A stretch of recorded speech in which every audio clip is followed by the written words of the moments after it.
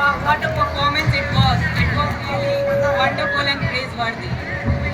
अब मैं माननीय प्रधानाचार्य महोदय से यह आग्रह करूंगा कि वो हमारे समक्ष मंच पर आकर उद्बोधन दें।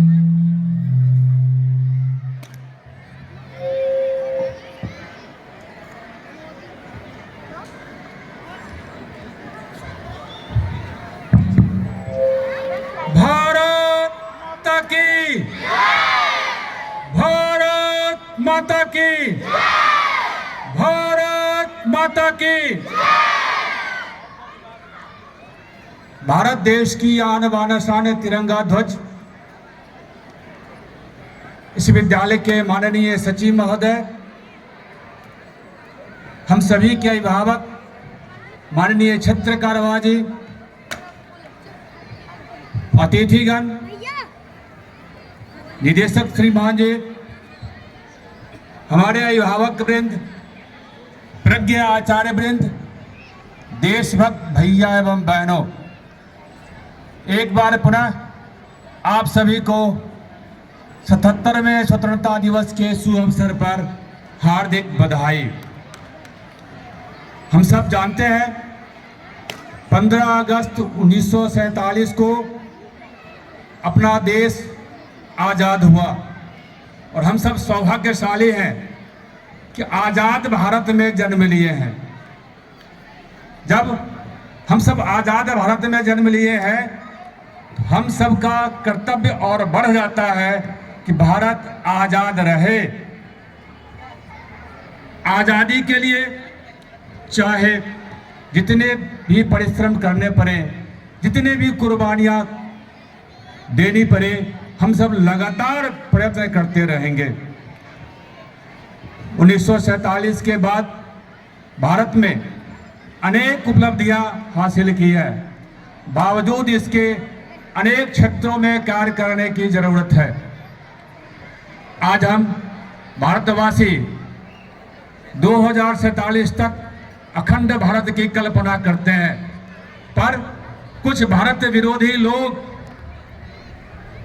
भारत को खंडित करने पर लगे हुए हैं। हम सबके सामने ये सबसे बड़ी चुनौती है।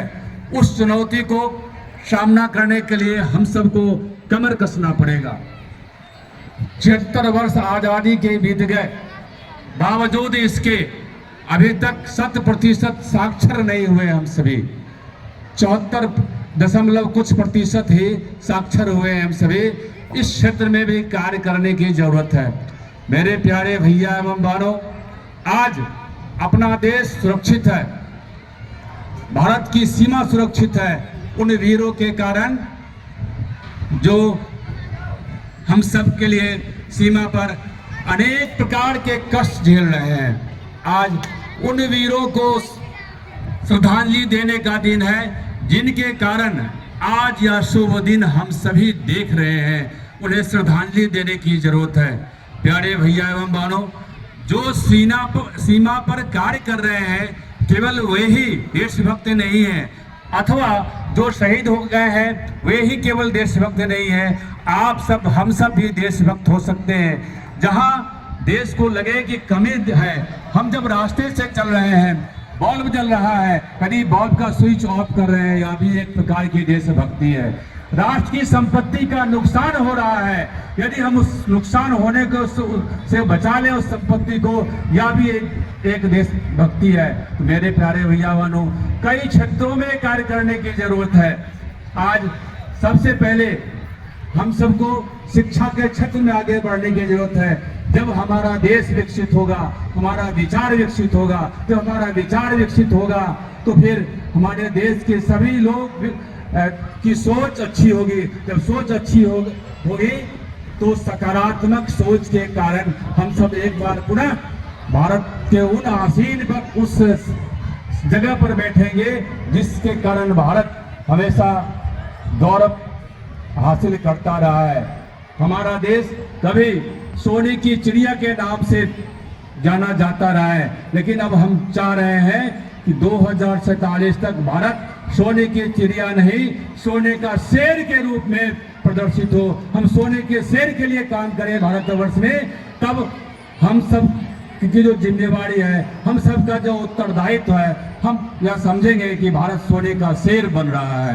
इसलिए मैं आप सबसे एक बार पुनः अपील करते हुए अपनी बात को विराम दूंगा कि वो चांद सितारे कसम तुम्हें, वो चांद सितारे कसम तुम्हें, यह देश कभी बदनाम न हो, इतिहास बदलता रहे, पर यह देश कभी गुलाम न हो, यह देश कभी गुलाम न हो। भारत माता की, भारत माता की, वंदे वंदे वंदे